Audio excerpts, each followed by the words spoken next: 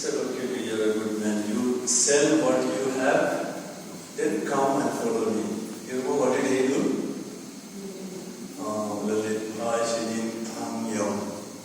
Kum shiban taban pan kre yala di met bat man sim na kabanta ka pas kha na kalyang ki nok panya jong ki lightly ki school ki bakun thop ya ka St Anthony's Higher Secondary School ka St Anthony's LP School bat ka Don Bosco Technical School ki lapan long ya ka retreat ka balai sngi na kabanta ki nong hikai ba ki nong Trai ha ki te school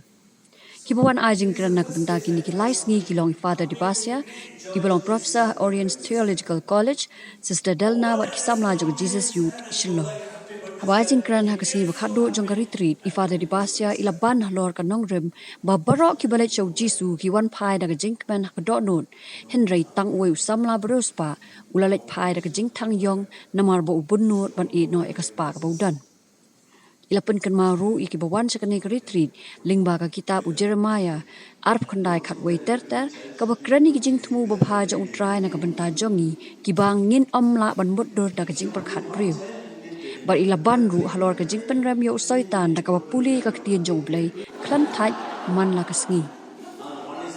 Hadien ki jing kai babun la yo ru ik jing pen thamai ka jing smai ha ka por baptisma bar ha ka bapen ko ya ka retreat la wan ban kur khu da ki fada ki badan ha ka ding sngi ya baro ki buan retreat da ka babu ek ti ha ki kle bat dwai ya iwei pe iwei ki bawan ni ka retreat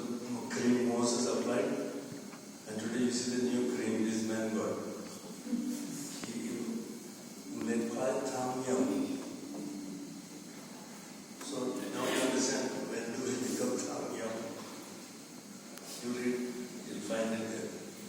So here is the first place I find somebody coming with great joy to Jesus and going.